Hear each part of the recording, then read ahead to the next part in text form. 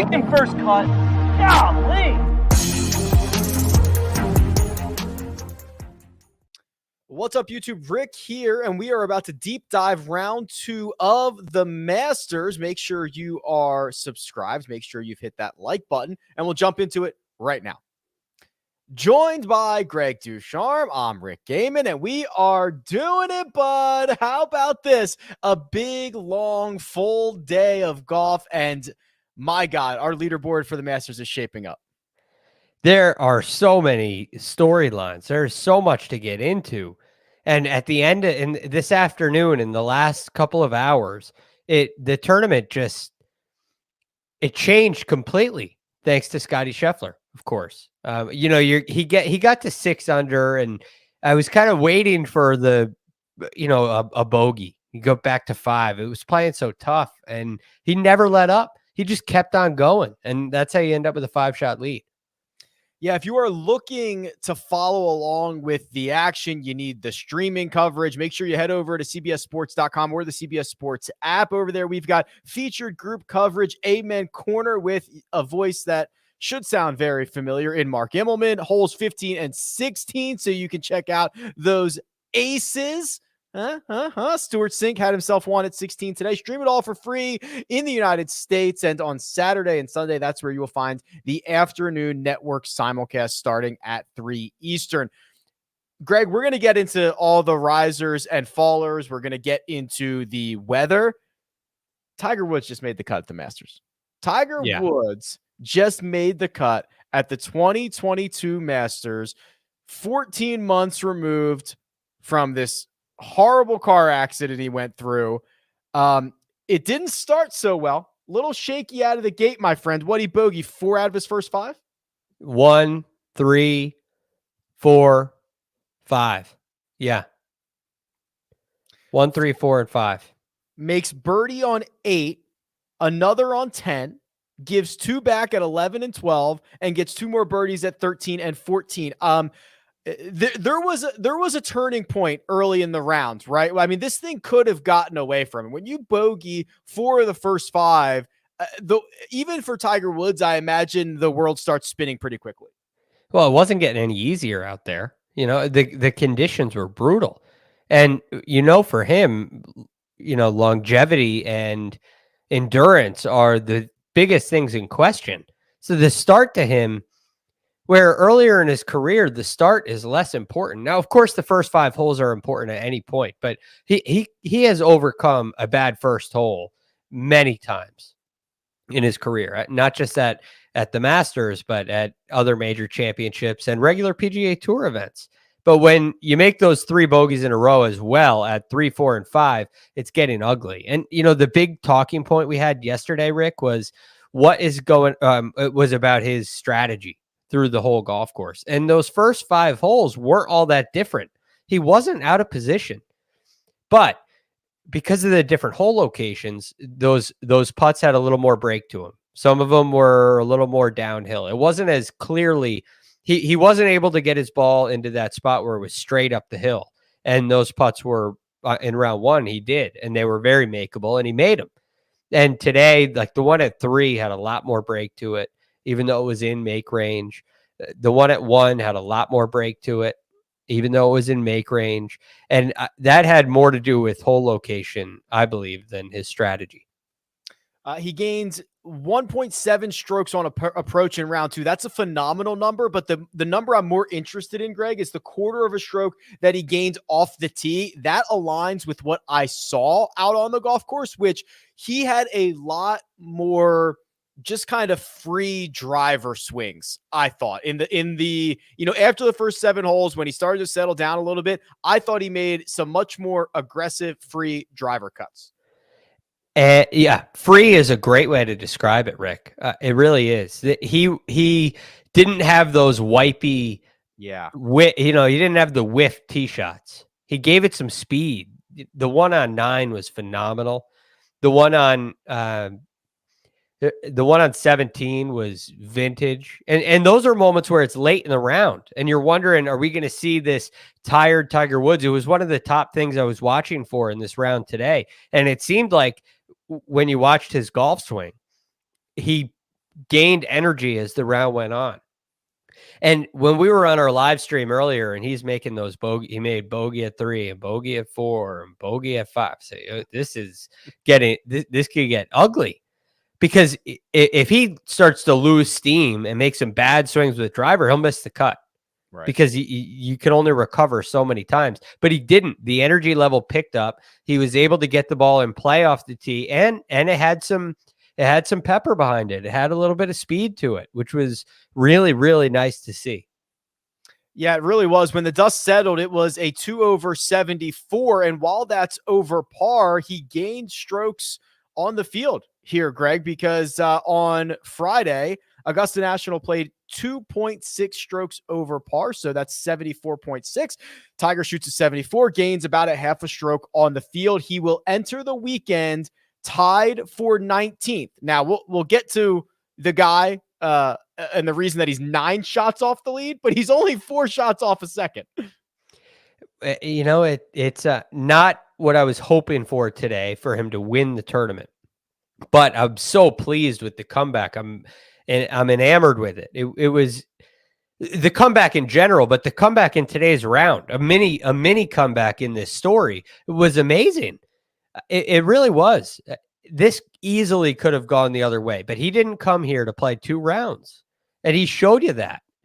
This is just, it's remarkable. The whole thing is hard to even put into words. The amount of pain that he's dealing with to play golf is, you break it down to that level, and it's hard to fathom. This is the kind of pain you go through in much more dire circumstances. And he's doing it to play golf. And it feels like, I know he's doing it for him, but it feels like he's doing it for us too. And it's just been an amazing story. And it's, you think whatever you will about the crash, the accident, you know, some of the mistakes that he's made, but this is why we love him so much. And whether you give him a hard time for many of the mistakes he's made in his life, as I do, I believe you got to hold your heroes to high standards. He makes up for his mistakes with willpower like this, because it's just simply amazing to watch. It truly is. And I was a little bit worried early in the round when he made all those bogeys that we were going to get Tiger having to do the quick turnaround, Greg, and go out early on Saturday, which I thought would have just halted all momentum. You know, if he has a 10 a.m. tee time, the guy's up at 4 o'clock in the morning getting stretched, all that stuff. He's going to get a couple more hours of rest thanks to the finish, and he's going to go out at 1 p.m. Group 16 with Kevin Kisner. So we've got that matchup, or that pairing, excuse me, and he gets a couple extra hours of sleep, a little more time to get the body loose. I don't know about the sleep. I feel he's going to be at some serious. I have no idea what this recovery process is like. I have no idea what the sleep is like, but I know the pain when he finishes his round and walks off the 18th green. He doesn't go sit on the couch, kick his feet up, and relax. This is it's work. This is sun up to sundown, 4 days of intense work, whether it's on the golf course or in rehab for the next day or in warming up. It's constant. And there's not enough time in the day. This is a cram. I mean, it's like cramming for a test. And if there's anybody in the world who can handle that for 4 days, it's him. Which just adds to the drama of the story. But boy, wouldn't we love to see a little birdie run out of him tomorrow, charge up that leaderboard, get to 4 or 5 under, and just position himself in case something happens. Yeah, just be there. Just be in the mix. Give him a scare. Give him a little scare. See what happens. I think he can do it. I'll tell you what. I'm thoroughly impressed. Right. I've said all week long since we got confirmation that Tiger was going to play, I thought he was going to make the cut, and then I thought he was going to fade. I would love to be wrong. I actually thought he looked, and you kind of mentioned this, I thought he looked a little stronger today, or maybe it just wasn't as, I don't know. Maybe we just caught more of kind of like the wincing and the, like the labored walk a little bit more on Thursday on the coverage. Maybe we just saw it differently, but I thought he looked a little bit stronger, or just not as weak or as pain in as much pain on Friday. Well, there were a couple moments late in the round where I thought it looked like he was in a lot of pain. But when you watch him swing, it looked a lot stronger. I completely agree. And the walk, maybe we're just getting used to it. The lumbered walk, and maybe that's just the way it is. He did speak about the hardware that he's got in there, how there's a limited amount of mobility, and if your foot and ankle aren't moving the way that they typically do, you're going to walk differently. So maybe there's some of that in there, but there was a speed in the golf swing that lasted a little bit longer. It lasted through the entire round today. And I was very curious to see if he would be able to do that. And he has. It's been amazing. The bogeys that he made today weren't a result of a lack of speed or oomph. He wasn't at a disadvantage today from his actual golf game. And this, I mean, he could have played around like this if completely healthy. He really could have. I don't think the health had much to do with the score that he shot today at all. His mental strength kept him in it. But the bogeys that he made weren't because of a lack of speed or a lack of height. It wasn't because of a lack of physical attribute. He just left himself some tougher putts today for par early on. Okay, we're going to do a little bit of a soft reset here because we do have a leader we need to talk about. We've got a weather shakeup at the Masters on Friday that we need to talk about. But first, we're going to take a quick break and hear a word from our partners. And we're back. I think Sergio Garcia had the quote that summed up what it felt like to play at Augusta National on Friday, Greg. Sergio said, quote, I don't know. To be totally honest, I felt like I played fairly well. I shot 74. I feel like I shot 86. I don't know. It just felt like I just came out of 10 rounds with Canelo Alvarez is who he's referring to. So it was hard. End quote. Yeah, that about sums up the conditions they had out there. It's just brutal. When you're dealing with winds like that. And I mean, I've played golf courses in Florida in really high winds like that, where there's trouble looming on every side. And you have to be so careful with every single shot. And at Augusta National, it's different because it's not always water that you're worried about. But when you lose the trajectory, you lose the distance control, or you lose your start line, you're punished through slope. And there were a lot of there were some more scoreable hole locations today, but there were a lot of really tough ones too.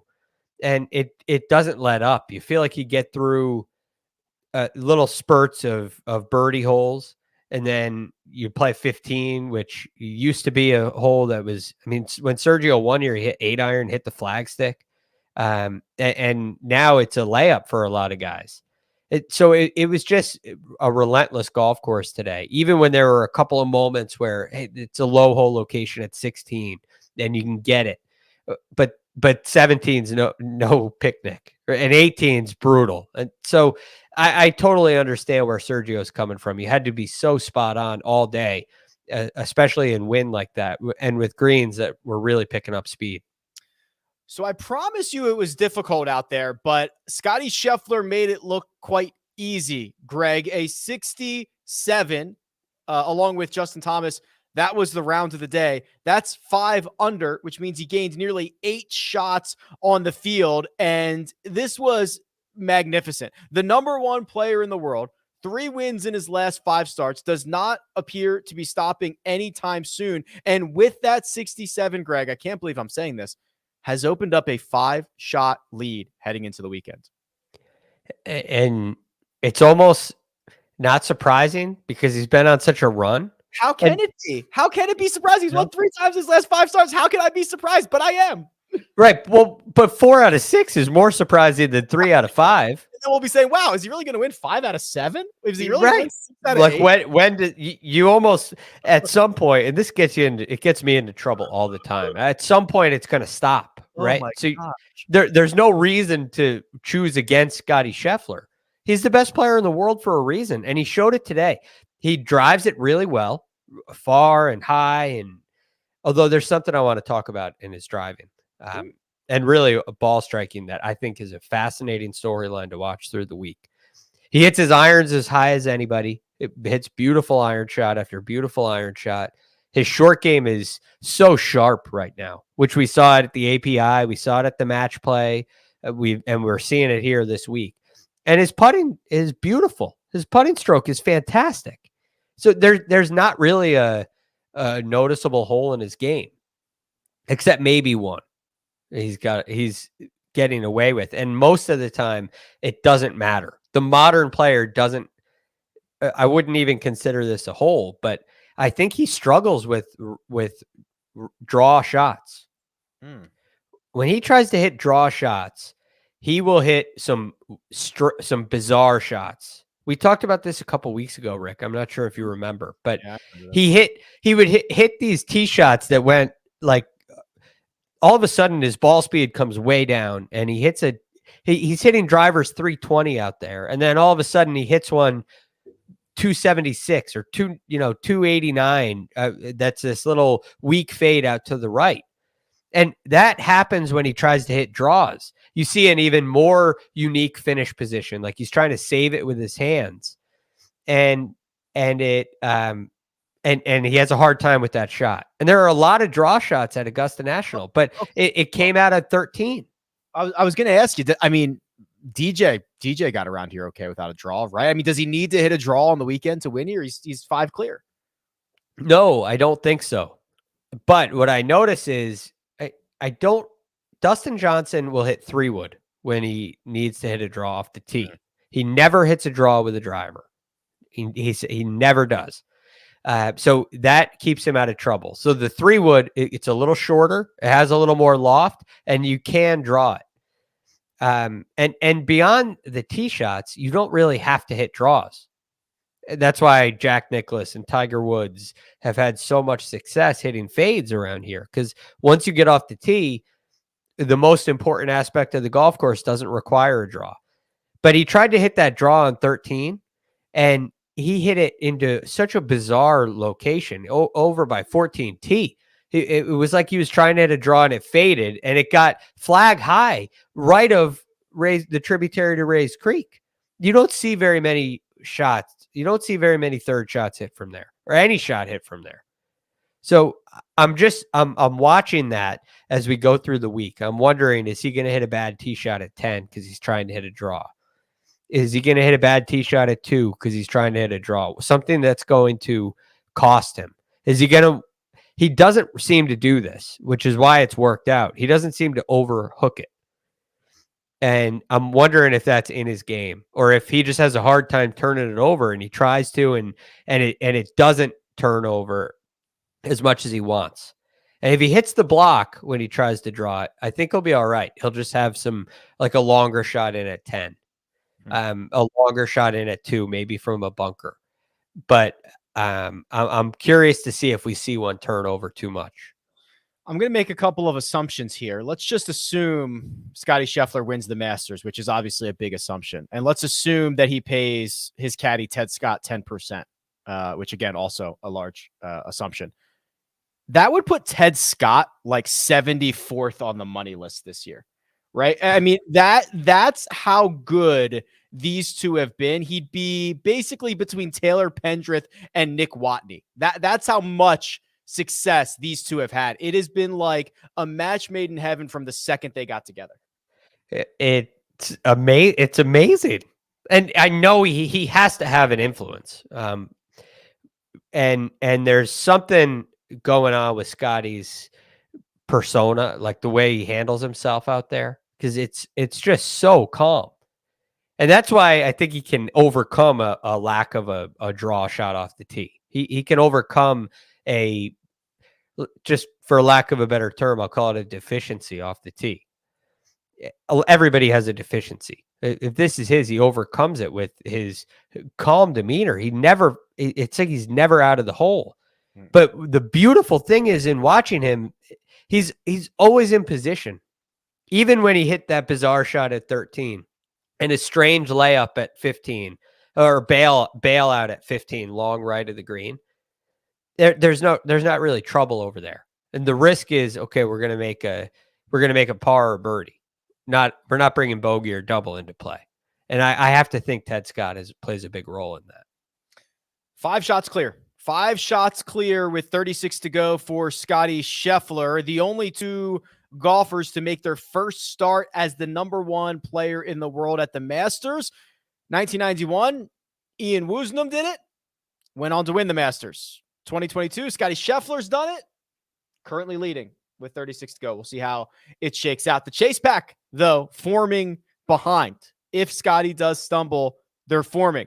Couple of big movers here on Friday. Shane Lowry, who coach told us could not contend this week because he was not fit enough, is contending. A Friday 68, 3 under par for the championship, 4 under par for his round. He made a bogey on 1, Greg. That was the only blemish. He had 5 birdies after that. Played well, looked good.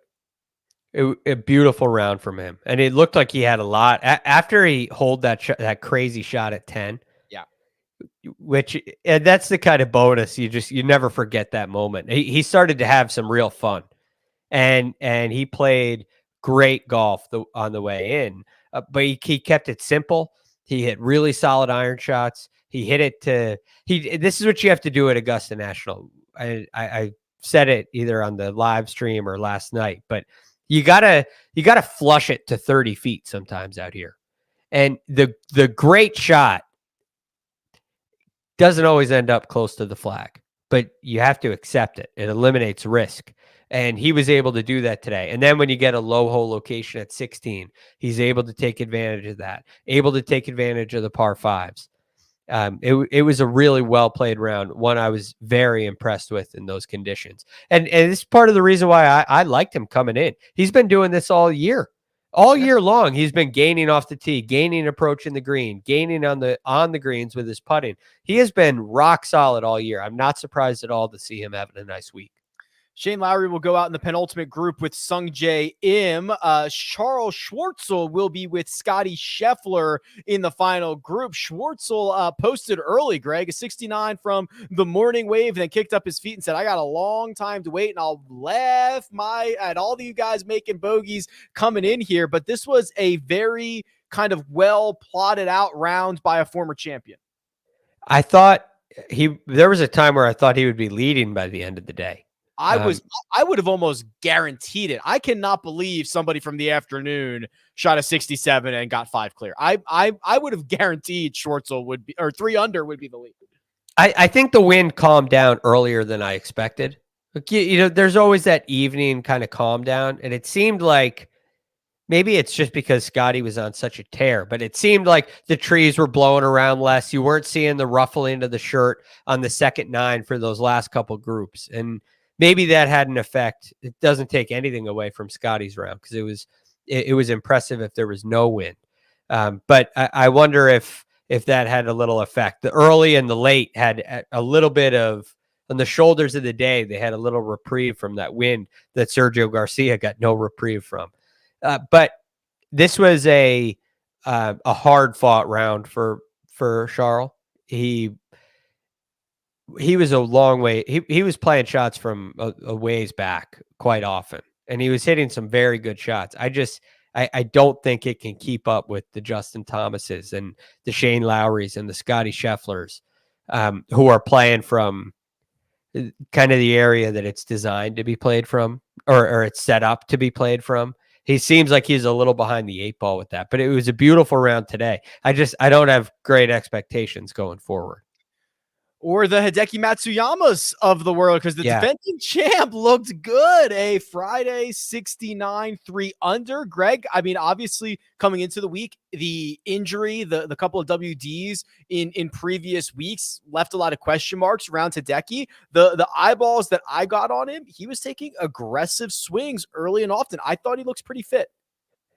I mean, if you didn't know anything about the injury, you would never guess. We made one bad swing on 7T, led to a bogey. That was the only time you saw him having to create anything. Everything else was exactly the way it was exactly the way you would script around.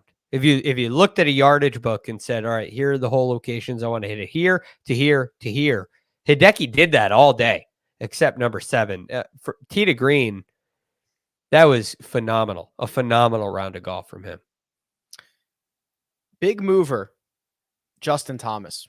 As I mentioned, along with Scottie Scheffler, shoots the round of the day, 67, which, Greg, I tweeted out last night about how horrible, I said JT lost, 2 strokes or whatever it was on approach, and everybody was all fired up in the comments. I played him in DFS. He was my one and done. Rick, you're an idiot. Yada, yada, yada, all that fun stuff.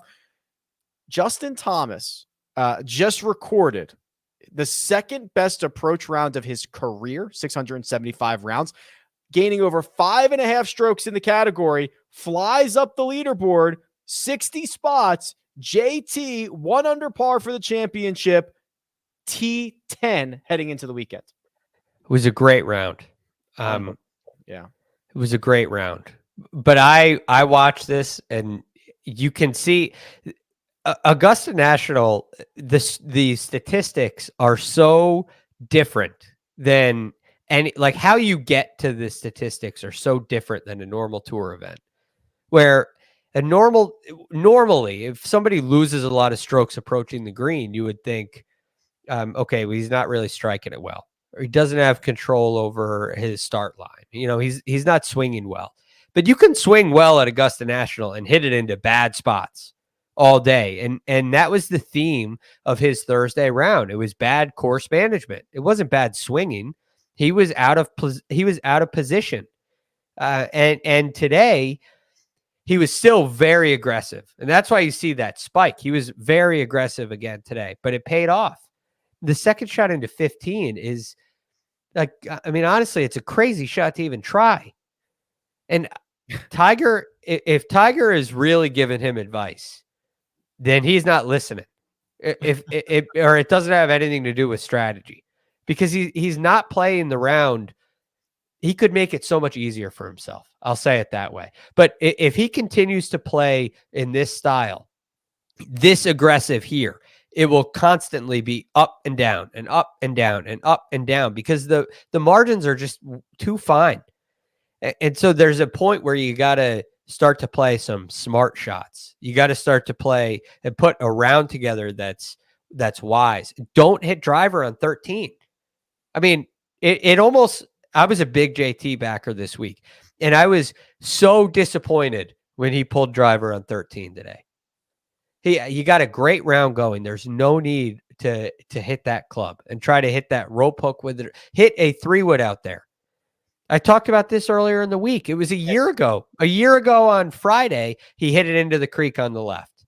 And then the next day on Saturday, he hit it way right into the pine trees and cost himself the tournament in one shot on one hole, because he's being too aggressive.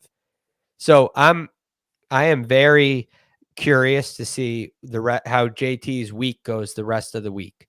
But to me, it's a razor's edge. He could go shoot 64 tomorrow, or it could turn into 74 or worse if this strategy continues.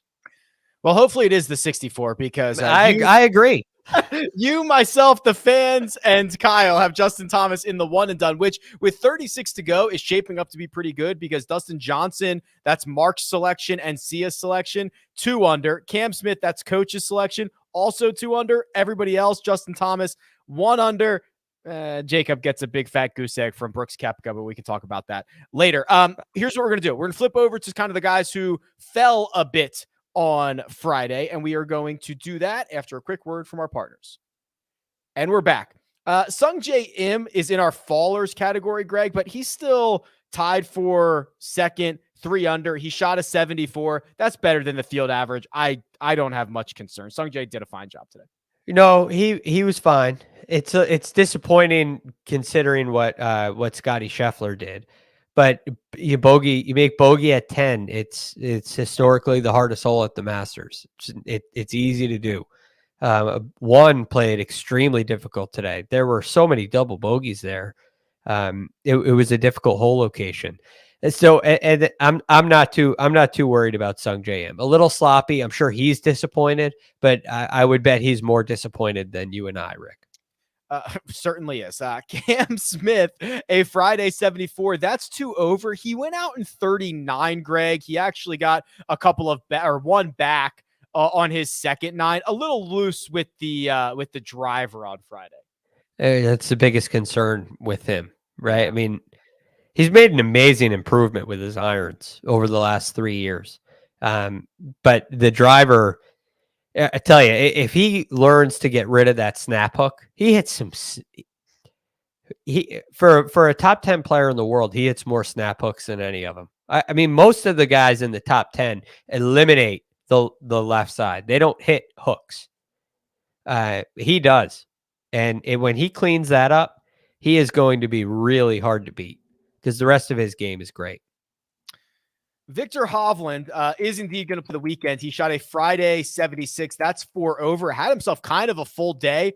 Made a double on number 1. Made an eagle on 8. He had the poor chip that unfortunately went viral. Still obviously working on that aspect of his game, especially when you can kind of get into some of those trickier situations around the greens. He is very similar to JT, in my opinion, where he's to figure out this golf course. He has the skill set to do it. He needs to start adopting the. I'm gonna flush it to 30 feet. Right. I'm gonna hit the right shot. I'm gonna hit it perfect, and I'm gonna hit it to 30 feet. You know, the best ball striker of all time, Ben Hogan said, if arguably the best ball striker of all time, if I hit the green at number 11, I pulled it. That speaks to strategy. We've seen Tiger Woods twirl clubs at Augusta National and hit it to the middle of the green, right? Because it's where he's looking. And so Victor Hovland on the PGA Tour is extremely aggressive, and that works most weeks. Here, I think he's going to have to temper that a little bit, learn to adopt a little bit of a Tiger Woods, Jack Nicklaus like conservative strategy, and that will reduce his short game struggles. I mean, Jack Nicklaus was not a great chipper of the ball, and Victor Hovland can hit it well enough to contend here, and he can putt well enough to contend here. But he plays like JT on that razor's edge a little bit too much. Group number 2 with Minwoo Lee, 10:30 a.m. Eastern time is the pairing for Saturday. That's like an all-time nice guy group. Both those guys very nice. Oh, he's very nice. Okay, I got a list of names for you, Greg. We can go any position, any place you want here. Brooks Koepka, he's gone. Jordan Spieth, he's gone. Xander Schauffele, see you later. Bryson DeChambeau, catch you on the other side. Where do you want to go? Well, I don't think we need to go to the Bryson path. No, I don't think this is surprising. He hasn't necessarily played well before. He missed the cut. No surprise. No surprise. Koepka's surprising. I really expected him to contend. But I think Jordan's really the story. The story on Koepka is how bizarre his last 27 holes were, because when you go out in 2 under in the opening 9 of a major championship, I expect Brooks Koepka to at least make the cut, and he didn't. Yeah. It wasn't even particularly close. So that's kind of the bizarre side of it. But man, Spieth is just all over the yard. I don't know what to expect from a shot by shot basis, let alone a round by round basis. It's so disappointing to me. I mean, you think of where he was with his ball striking last year. And that, there's something in the chat here. Brooks' new irons don't serve him well. No, Brooks didn't. He switched club companies, but he played Strixon irons last year as well. So I don't think it's the iron. Maybe the golf ball. Didn't he play him as a free agent and then he officially signed, right? Exactly. Yeah. He played him as a free agent. Yeah. So I don't think maybe the golf ball is an issue, but I think the second 9 really just tricked him this time. But I want to go to Spieth. Yeah, let's talk Spieth. Because it's just, you're playing great last year. The putting is what holds you back. And you go and you have a baby, which is great. But at the same time, you change your golf swing in the off season. And it felt like this whole year we haven't figured out where Jordan's game is. It's like we haven't gotten into a rhythm. Nothing's settled. It's like he's still working on stuff. And I don't think there's any need for that. I don't think there's any. I think it was just a poor decision to go down the swing change route. Jordan Spieth lost 4.45 strokes on approach on Friday at the Masters, his third worst approach round of his career, nearly 800 rounds. So if you want to put Probably his worst at the Masters. almost, right? Yeah, almost certainly. Yeah, Yeah. not very good. Bad time for one of those rounds to show up. All right, let's look at the board here. Jacob, do we have the odds board? Because according to Justin Ray, 27 of the last 30 Masters winners were at or within 4 shots of the lead. Well, there's only one guy that fits that criteria, Greg. His name is Scottie Scheffler. He's even money at Caesars Sportsbook. So they are saying it is Scottie versus the field. I understand why. I mean, do you think he's the guy is the number one player in the world for a reason? He's here because his game is complete, and it eliminates a lot of worry for me. I think he looks really solid. I think his mindset has been great. I don't think that he's feeling a lot of pressure at being world number one at all, because a lot of that probably has to do with Tiger Woods playing. The story has not really been Scottie Scheffler coming in as world number one. It's been and Greg, it really won't even either, because Tiger's going to be around on the weekend. So it's just going to be Tiger the whole weekend. Yeah, I mean, I would expect Scottie with a 5-shot lead as world number one, that story to catch a little bit of steam. And maybe when people put that in his mind, it affects some things. But he looks so good. What can you say? He's handled the par fives. He's scripted his rounds really nicely. His short game, the touch around the greens is phenomenal. Reminds me a lot of Hideki last year. And his putting stroke is a lot better than Hideki's. And then you add to that the difficult conditions that we're going to face. And I think that actually plays into Scottie's favor, because they have a game plan right now where they are playing the right shot.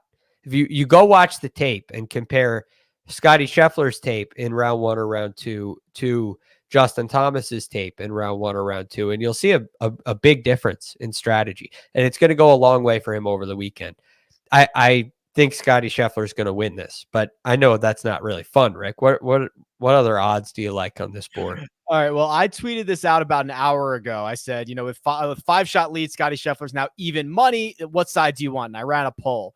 800 votes later and counting. 51% want Scottie, 49% want the field. So I guess that is a pretty darn good line that Caesar Sportsbook is setting there. But outside of that, the logjam behind Hideki, Dustin, Cam Smith, Shane Lowry, all 12-1. JT is 14-1. Morikawa is 22. Sung Jae is 20.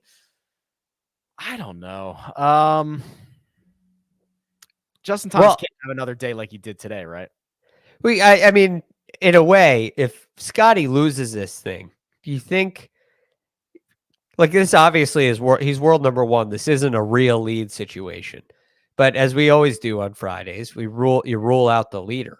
And right. If you look at the lead as 3 under par, let's say for the sake of betting that Scottie Scheffler is going to have a really bad day and come back to the field, or a really bad hole and come back to the field, which can happen here. There are all of a sudden guys that won over par are within 4. Tiger's within 4 at that point. So does that affect your strategy here, or is how much is 8 under in your mind? No, I think it has to, because you're right. Like, if Scottie doesn't win, it's probably not because someone tracked him down and passed him, right? Because that would force them to get to maybe 9, 10, 11 under from where they're at right now. If Scottie doesn't win this, it's probably because he comes back to the field. And if we assume he comes back to the field, now everybody's live. So now, like, Morikawa at, what did I say, 20 or 22? 22-1. Looks really good. Looks really good. Zalatoris looks really good. Yeah. Yeah. So that's kind of the bet you're making. Is it's not even, is Scottie gonna, it's like, is he gonna come back to the field? And then the board opens up if you think that's gonna happen.